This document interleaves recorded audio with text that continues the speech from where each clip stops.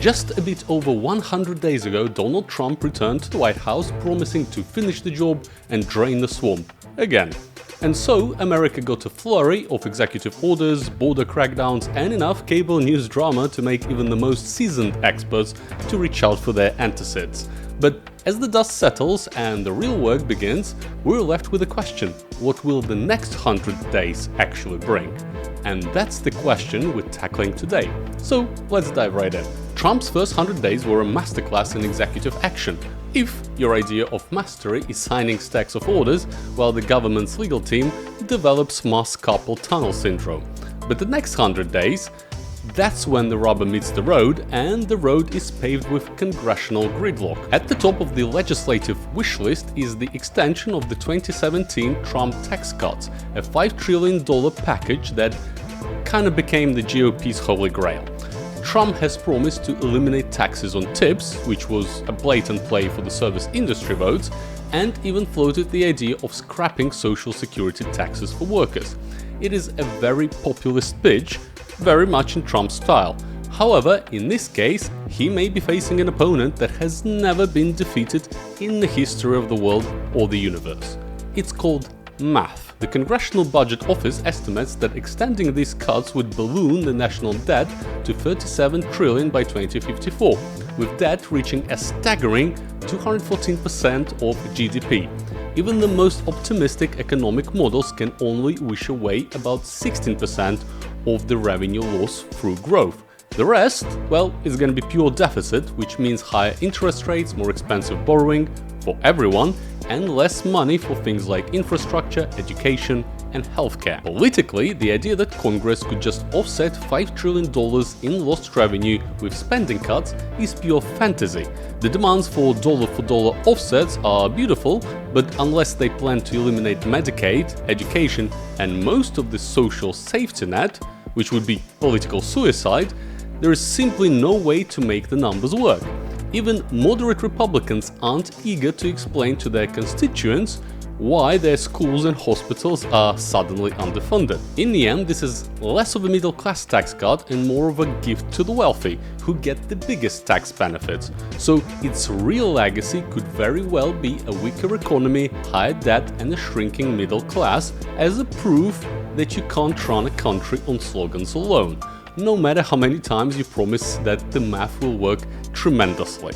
Still, this is something that the administration will try to pull off. They're betting big on budget reconciliation, which is a legislative loophole that allows certain fiscal bills to pass with a simple majority in the Senate. But reconciliation is kind of a minefield. One wrong step and the whole thing just explodes. And with the July 4 deadline looming, the pressure is on for Trump. Even if he does manage to make it happen, spinning this as a good thing to anyone outside of the most dedicated MAGA base may prove to be quite a challenge for him. And that's because, while rhetoric and slogans can keep people distracted, it cannot last if those same people feel the inside of their wallets shrinking. Which brings us to the economy. The one thing that every president claims credit for when it's good and blames someone else for when it's bad. Trump's first 100 days saw a 7% drop in the S&P 500, a feat not achieved since the Nixon era.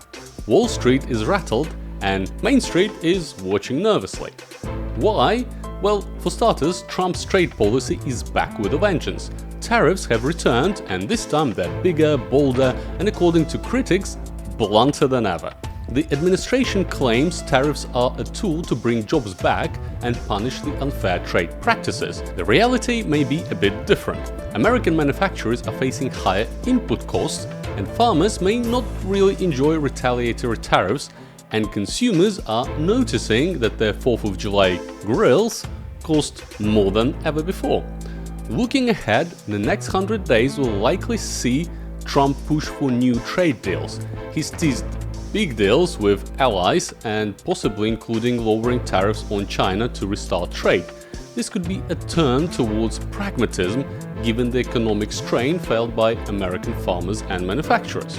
It is also necessary to support Trump's failing promise of US energy dominance. Global recession fears have kicked the oil prices down the slope, and profits of the US oil companies rolled right alongside them. Also, surprise, surprise, there are other forces out there with their own influence, like OPEC+, which is aggressively ramping up oil production, so analysts predict a continuous oversupply of oil, and therefore low prices in 2025. Goldman Sachs has already downgraded its outlook for the average price of the US benchmark WTI crude, which is now at $56 for the rest of 2025.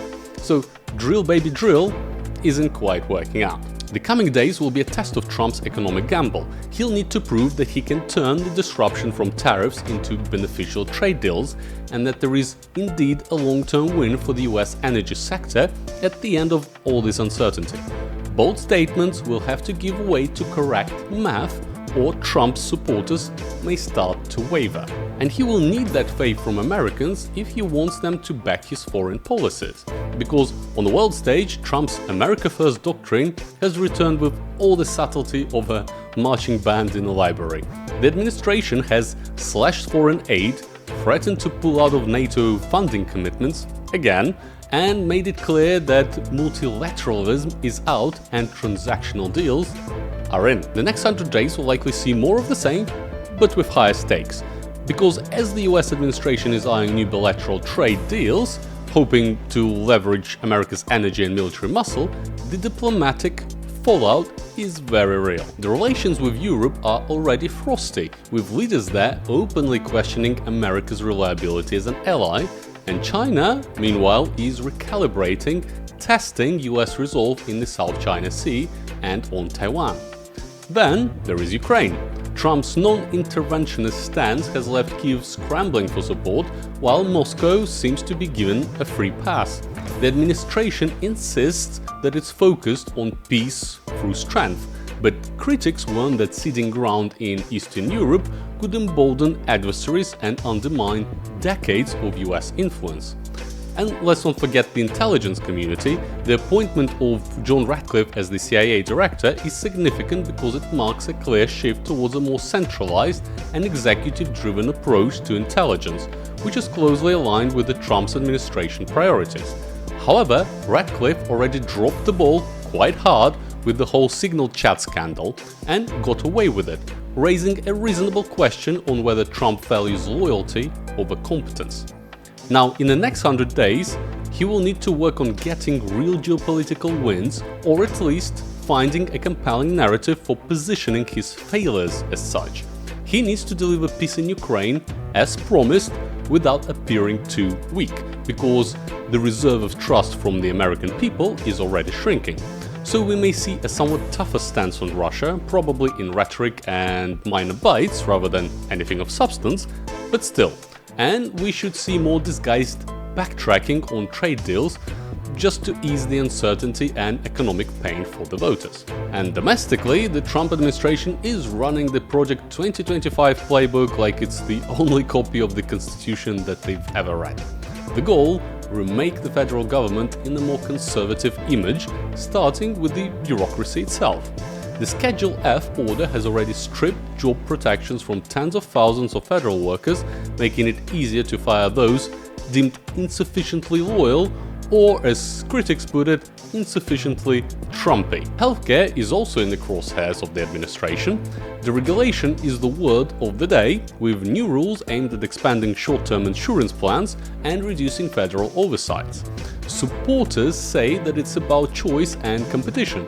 Opponents warn of higher costs and fewer protections for the sick and the elderly. Then, immigration, particularly at the US southern border, has been a contentious issue as well. In his first 100 days, Trump's policies slashed migrant crossings to 8,450 in February of 2025, the lowest in 25 years, down from 47,000 in December 2024 under Biden.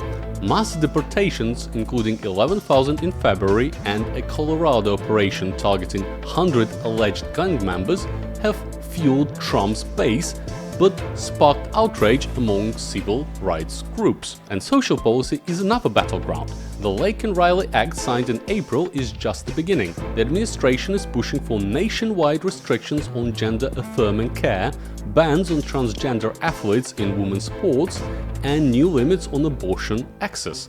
Legal challenges are already piling up, with federal courts blocking some measures and fast-tracking others for Supreme Court review. If the first 100 days were about setting the tone, then the next 100 will be about testing the limits of executive power, of judicial patience, and the American public's appetite for radical change. So, of course, no Trump's presidency would be complete without a healthy dose of chaos. The administration's aggressive use of executive orders has already triggered a wave of lawsuits from Democratic states, advocacy groups, and even some Republican governors who suddenly discovered all the joys of federalism. And public sentiment will be a critical factor here.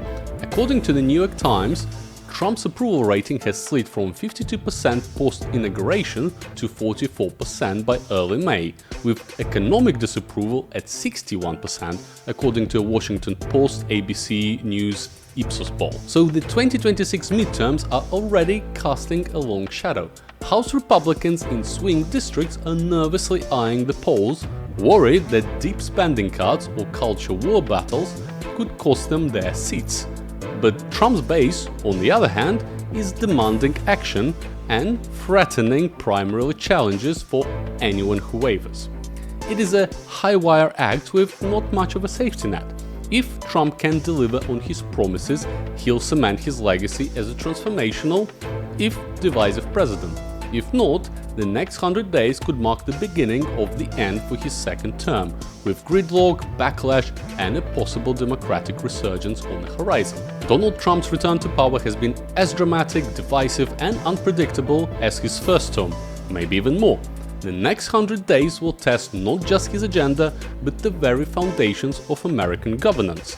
They will reveal whether he can translate chaos into lasting and positive change. Will he bend Congress to his will, reshape bureaucracy, and redefine America's role in the world?